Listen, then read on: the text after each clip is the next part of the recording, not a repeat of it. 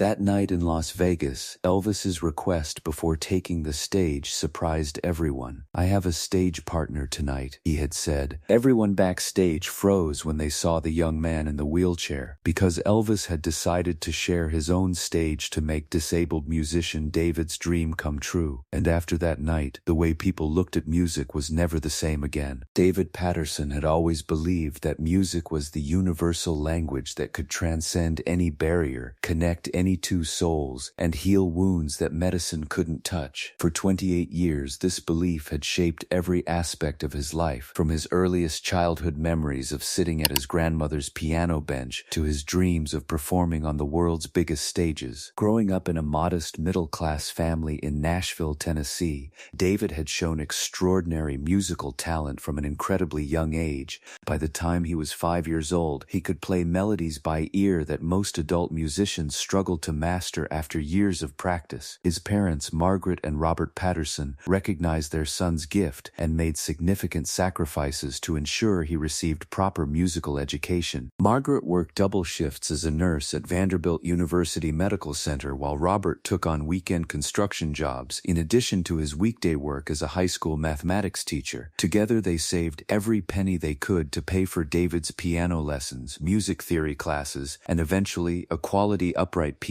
that became the centerpiece of their small living room. David's talent was undeniable and seemed to grow stronger with each passing year. By age 10, he was performing in local talent shows and church concerts, captivating audiences with his technical skill and emotional depth. His interpretation of classical pieces was sophisticated beyond his years, but what truly set him apart was his ability to improvise and create original compositions that seemed to pour directly from his soul. During his teenage years, David began experimenting with different musical genres, incorporating jazz, blues, and rock elements into his classical foundation. He formed a small band with friends from school and began performing at local venues, gradually building a reputation as one of Nashville's most promising young musicians. Music industry professionals who heard David perform consistently predicted a bright future for him. Record label scouts attended his performances, and several had approached his family about potential recording contracts. David's dream was to tour nationally, recording albums that would showcase his unique fusion of musical styles and inspire other young musicians to push creative boundaries. His idol and primary source of inspiration was Elvis Presley. David admired not just Elvis's musical abilities, but his willingness to blend different genres, his connection with audiences, and his ability to convey deep emotion through his performances. David had studied every Elvis recording, watched every available performance video, and dreamed of someday sharing a stage with the king of rock and roll. Elvis showed the world that music doesn't have to fit into neat categories. David often told his friends and family, "He proved that you can take country, blues, gospel, and rock, mix them together, and create something entirely new and beautiful. That's what I want to do with my music." David had been particularly inspired by Elvis's 1968 comeback special, which he had watched repeatedly, analyzing every nuance of Elvis's performance style and stage presence. He admired how Elvis could command an audience's attention not through flashy gimmicks, but through genuine emotional connection and musical authenticity. By 1975, at age 27, David was on the verge of achieving his dreams. He had signed with a small but respected record label, completed recording his debut album, and was scheduled to begin a regional tour that could potentially lead to national recognition. The album, titled Crossroads, featured original compositions that blended his classical training with contemporary influences, creating a sound that was both sophisticated and accessible. Music critics who had heard advance copies of the album were uniformly positive in their reviews. Rolling Stone magazine planned to feature David in an article about promising new artists, and several major venues had expressed interest in booking him for performances. Everything David had worked towards seemed to be falling into place perfectly, but on March 15, 1975, David's life changed forever in a way that no amount of talent, preparation, or determination could have prevented. He was driving home from a late-night recording session, excited about the progress he had made on a new song that he believed could become his breakthrough hit. The accident happened on a rainy stretch of highway just outside Nashville. A drunk driver ran a red light and struck David's car at high speed, causing it to roll multiple times before coming to rest against a concrete barrier. David was rushed to the same hospital where his mother father worked, unconscious and with injuries so severe that the emergency room doctors weren't certain he would survive. For 3 weeks, David remained in a coma while his family maintained a constant vigil beside his hospital bed. Margaret used her connections at the hospital to ensure that David received the best possible care, while Robert took an extended leave of absence from teaching to be present during this critical period. When David finally regained consciousness, the news that awaited him was devastating. The accident had caused severe spinal cord damage that left him paralyzed from the waist down. He would never walk again, and perhaps more heartbreaking for a musician, the injury had also affected the fine motor control in his hands, making it extremely difficult for him to play piano with his previous level of skill and precision. The physical rehabilitation process was grueling and emotionally devastating. David spent months relearning basic daily tasks while simultaneously grieving the loss of his musical abilities and the dreams he had spent his entire life pursuing. The debut album that had been scheduled for release was indefinitely postponed. The planned tour was canceled, and the record label, faced with uncertainty about David's future capabilities, quietly released him from his contract. During the darkest period of his recovery, David fell into a deep depression that worried his family and medical team. The young man who had once filled their home with beautiful music now sat silently for hours, staring out the window and refusing to engage with the physical therapy that could help him regain some independence. "It's like he's died inside," Margaret confided to her husband during one of their many worried conversations about David's emotional state. The music was everything to him, and now he acts like that part of his life is completely over. David's physical therapist, Sandra Williams, had worked with many spinal cord injury patients and understood that the psychological adjustment was often more challenging than the physical recovery. She recognized that David's identity had been so completely tied to his musical abilities that losing those capabilities felt like losing himself. "David," Sandra said during one of their sessions, "I know this feels impossible right now, but your musical knowledge and creativity haven't been damaged. Your hands may not work exactly the same way, but that doesn't mean your connection to music has to end." But David couldn't see past his limitations. When he attempted to play piano during occupational therapy sessions, his frustration with his reduced dexterity would lead to emotional outbursts that left him feeling even more hopeless about his future. It was during this difficult period that David's story reached the attention of someone who could offer him hope in a way that no medical professional or family member could. Margaret had written a letter to various musicians and music organizations, hoping that someone might offer David encouragement or advice about adapting to his changed circumstances. Most of the letters went unanswered or received polite but generic responses. But one letter, addressed to Elvis Presley's fan mail department, made its way to someone who understood the power of music to heal and inspire even in the most challenging circumstances. Elvis's assistant, who handled correspondence related to fans facing serious illnesses or difficulties, was moved by Margaret's description of David's situation. The letter painted a picture of a talented young musician whose dreams had been shattered by circumstances beyond his control,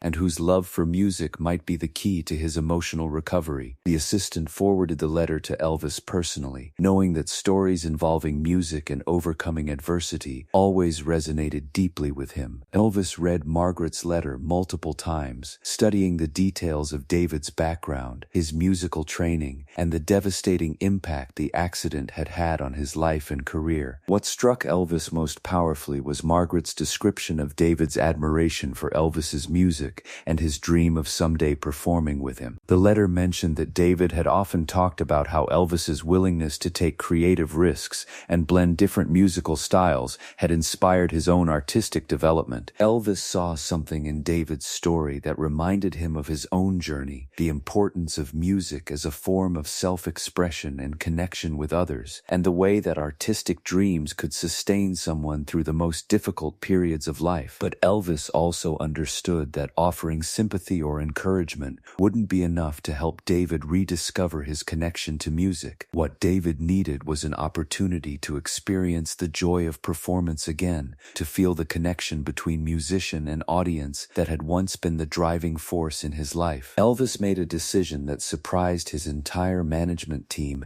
and would ultimately create one of the most memorable moments in his career. He instructed his assistant to contact Margaret Patterson and arrange for David to attend his upcoming Las Las Vegas show, not just as an audience member, but as a guest performer who would join Elvis on stage. When Elvis's assistant called the Patterson family with this unprecedented invitation, they initially thought it was a prank call. The idea that Elvis Presley would invite an unknown disabled musician to perform with him seemed too incredible to believe. "Are you serious?" Margaret asked, her voice trembling with emotion. "Elvis wants David to perform with him on stage in Las Vegas?" The assistant confirmed that Elvis was completely serious and explained that arrangements would be made for David's transportation, accommodations, and any equipment he needed to perform. Elvis wanted to ensure that David would be comfortable and able to showcase his musical abilities in the best possible environment. When Margaret shared the news with David, his reaction was a mixture of excitement, disbelief, and terror. For months, he had avoided playing music because of his frustration with his physical limitations. The thought of performing in front of thousands of people, especially alongside his musical idol, was both thrilling and terrifying. "What if I can't play well enough?" David asked his mother. "What if I embarrass myself and disappoint Elvis?" Margaret took her son's hands in hers and looked directly into his eyes. "David, this isn't about being perfect. This is about remembering who you are, a musician who has something beautiful to share with the world. Elvis wouldn't have invited you if he didn't believe in your talent." The weeks leading up to the Las Vegas performance were filled with intensive preparation. David worked with his physical therapist to develop techniques that would allow him to play piano more effectively despite his limited hand mobility. He practiced daily, gradually rebuilding his confidence and rediscovering the joy he had once felt when creating music. Elvis's team coordinated closely with David and his family to ensure that every aspect of the performance would go smoothly. They arranged for a special piano setup that would be easier for David to access from his wheelchair,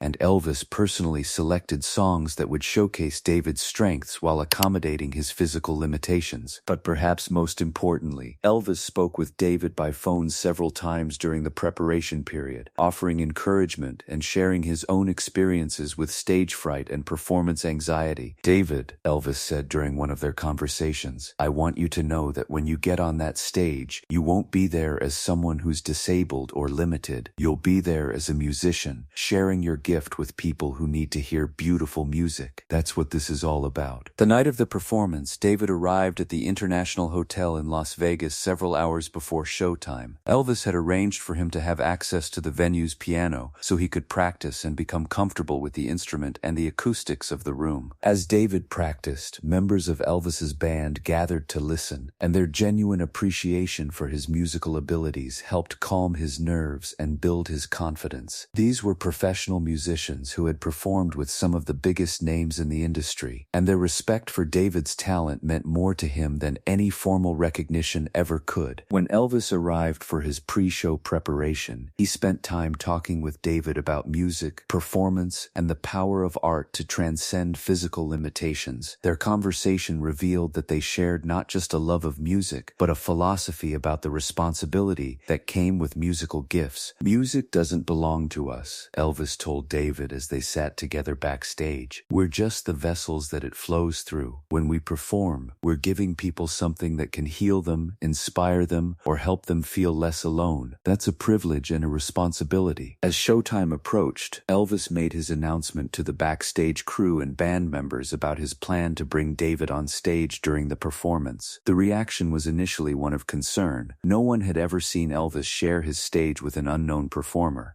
and there were worries about how the audience would react and whether the technical aspects would work smoothly. But Elvis was adamant about his decision. "David has earned his place on this stage through his talent and his courage," he told his team. "Tonight we're not just putting on a show. We're proving that music belongs to everyone, regardless of their circumstances." When Elvis walked on stage that evening and announced to the audience that he had a special guest who would be joining him, the anticipation in the room was palpable. The crowd had come to see Elvis Presley, one of the world's biggest stars, and they weren't sure what to expect from this unexpected addition to the show. "Ladies and gentlemen," Elvis said as he stood center stage, his voice carrying clearly through the arena's sound system, "tonight I want to share this stage with someone who understands what music really means. His name is David Patterson, and he's going to show you what it looks like when talent meets courage." When David rolled onto the stage in his wheelchair, positioned himself at the piano, piano and began to play. The audience's initial uncertainty quickly transformed into amazement and then emotional connection. His performance was technically accomplished despite his physical challenges, but more importantly, it was filled with the kind of emotional depth and musical authenticity that reminded everyone present why they loved music in the first place. David performed 2 songs during the show. First, his own composition that blended classical, jazz, and contemporary elements,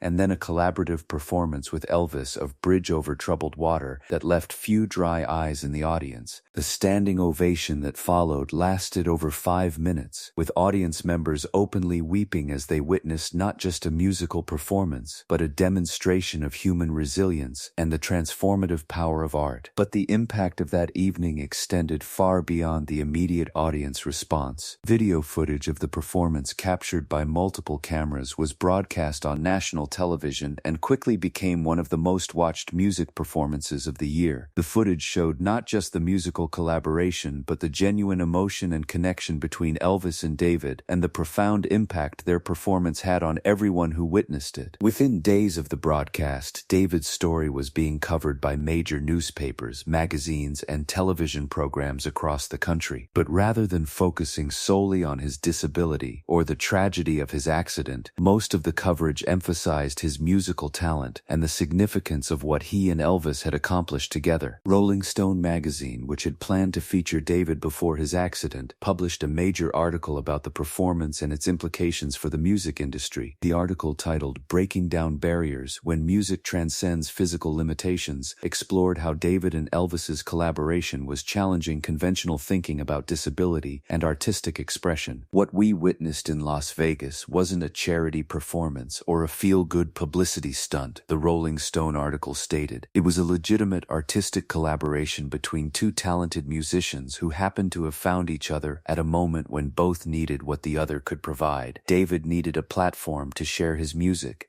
and Elvis needed a reminder of why music matters in the first place." The performance also sparked serious discussions within the music industry about accessibility, inclusion, and the barriers that prevented many talented musicians with disabilities from achieving recognition and success. Record label executives, concert promoters, and venue managers began examining their own practices and considering how they might become more inclusive and supportive of artists with disabilities. Several major record labels reached out to David within weeks of the performance, expressing interest in signing him and helping him develop his career. Unlike the tentative interest he had received before his accident, these offers were substantial and reflected genuine enthusiasm for his musical abilities rather than sympathy for his circumstances. David ultimately signed with Atlantic Records, a label known for working with innovative and socially conscious artists. The label's executives were excited about David's unique musical perspective and his ability to connect with audiences in ways that transcended traditional performance expectations. His first album with Atlantic, titled Second Movement, was recorded over a 6-month period and featured both original compositions and collaborative pieces with other musicians who had been inspired by his story. The album's title reflected David's understanding that his accident had marked the end of one phase of his musical career and the beginning of another. The recording process for Second Movement was itself groundbreaking in terms of accessibility and accommodation. Atlantic Records invested in specialized equipment and modified their recording studios to ensure that David and other musicians with disabilities could participate fully in the creative process. Working with David taught us that accommodation isn't about lowering standards or making exceptions, explained the album's producer, Jerry Wexler. It's about recognizing that talent comes in many forms and ensuring that our technical and logistical systems don't prevent great music from being created. The album was released to both critical acclaim and commercial success that exceeded expectations. Music critics praised David's sophisticated compositions, his technical skill adapted to his physical capabilities, and most importantly, the emotional depth and authenticity of his performances. But perhaps more significantly, Second Movement opened doors for other musicians with disabilities who had been struggling to find opportunities in the mainstream music industry. The album's success proved that there was both artistic merit and commercial potential in music created by artists who brought different perspectives and experiences to their work. The success of David's album led to concert bookings across the country, with David performing both solo shows and collaborative concerts with other musicians who had been inspired by his story. His live performances were revelations that consistently surprised audiences who came expecting to witness inspiring perseverance, but instead experienced genuine musical artistry. During his concert tours, David made it a practice to visit local music schools, rehabilitation centers, and disability advocacy organizations. He shared his story not as a motivational speaker, but as a working musician who could offer practical advice and encouragement to other people facing similar challenges. "The most important thing I learned," David would tell young musicians at these visits, "is that your limitations don't define your possibilities. My accident forced me to find new ways to express my musical ideas, and in some ways those new approaches led to music that's more interesting and meaningful than what I was creating before." These visits became an integral part of David's career and identity as an artist. He understood that his platform came with responsibilities, and he was committed to using his success to create opportunities for others who might otherwise be overlooked or underestimated. The relationship between Elvis and David continued to develop long after their initial Las Vegas performance. Elvis frequently invited David to join him for other shows and recording sessions, and their collaborations resulted in several recorded songs that showcased both their individual talents and their ability to create something greater together than either could achieve alone. Their friendship was built on mutual respect and shared values rather than on celebrity and fan dynamics. They genuinely enjoyed each other's company and found that their different backgrounds and experiences created a creative synergy that enhanced both of their musical work. "David challenges me to think differently about music and performance," Elvis explained in an interview several months after their first collaboration. "He approaches music with a level of intentionality and purpose that reminds me why I started performing in the first place. Every note matters to him because he understands how precious the opportunity to make music really is." For David, working with Elvis provided not just professional opportunities but mentorship and guidance as he navigated the complexities of building a sustainable career in the music industry. Elvis shared insights about the business side of music, the importance of maintaining artistic integrity, and the challenges that came with public attention and success. "Elvis taught me that being successful in music isn't just about being talented," David reflected. "It's about understanding your responsibilities to your audience, to other artists, and to the art form itself. Success gives you a platform, but what you do with that platform is what really matters." The impact of Elvis and David's collaboration extended beyond their personal friendship and professional relationship.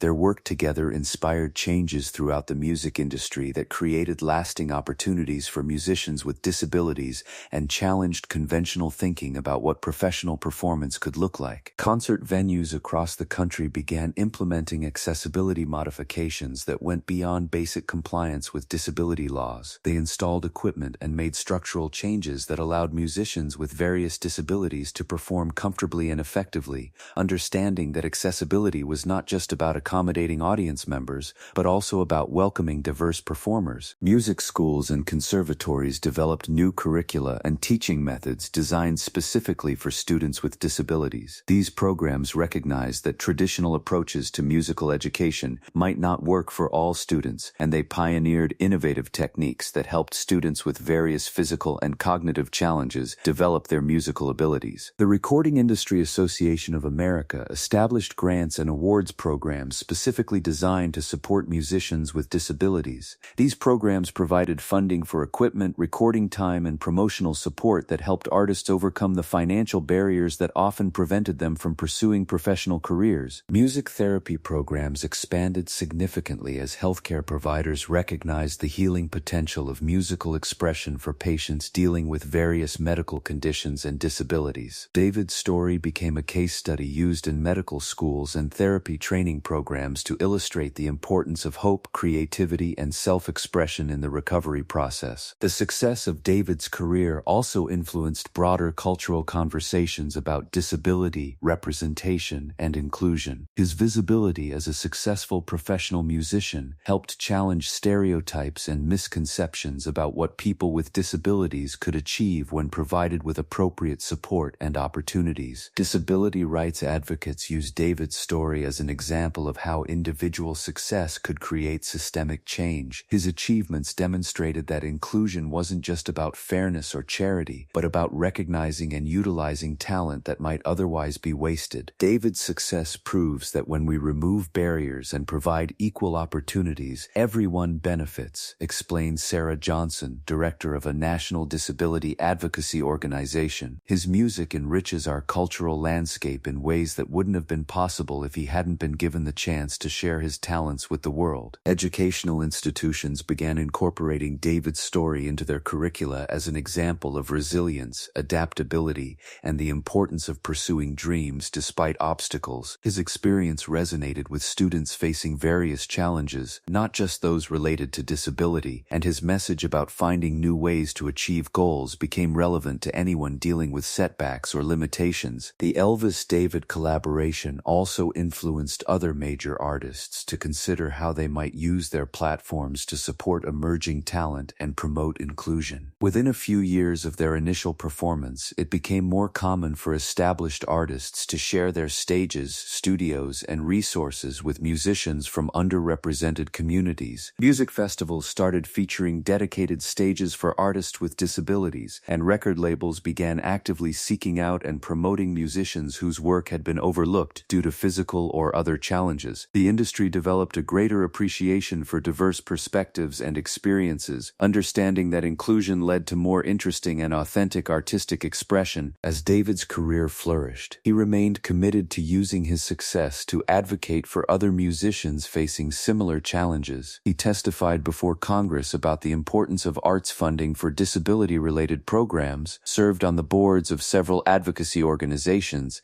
and continued to mentor young musicians through formal and informal relationships. His advocacy work was always grounded in his identity as a working musician, rather than as a spokesperson or activist. He understood that his credibility came from his artistic achievements, and he used that credibility to push for practical changes that would create real opportunities for other artists. "I don't want to be known as a disabled musician," David often said in interviews. "I want to be known as a musician who happens to have a disability. The music should speak for itself, and the barriers that prevent good music from being heard should be removed." David continued performing and recording until his death in 2010, 35 years after the accident that had seemed to end his musical dreams. His final album, Full Circle, included a track called Thank You Elvis that served as both a tribute to his mentor and a message of hope for other artists facing seemingly insurmountable challenges. The song's lyrics captured the essence of what David had learned from his collaboration with Elvis and his subsequent career. Music isn't about the body that plays it, it's about the soul that creates it. And when souls connect through melody and rhythm, every barrier becomes a bridge to something beautiful. At David's memorial service, Elvis's daughter Lisa Marie Presley performed Thank You Elvis as a tribute to both her father's legacy of compassion and David's impact on the music community. The performance was attended by hundreds of musicians, industry professionals, and advocates who had been influenced by David's work and example. The Elvis Presley estate continues to support organizations that provide opportunities for musicians with disabilities, carrying forward the spirit of inclusivity and mentorship that Elvis demonstrated that night in Las Vegas. Annual scholarship programs, instrument lending libraries, and recording grants ensure that David's story continues to inspire and support new generations of artists. Music historians consistently rank the Elvis-David collaboration among the most significant moments in popular music history, not because of its commercial impact, but because of its demonstration that art at its highest level is about human connection, empathy, and the willingness of those with privilege and platforms to use them in service of others. The video of their performance remains one of the most viewed musical collaborations on digital platforms, with comments from viewers around the world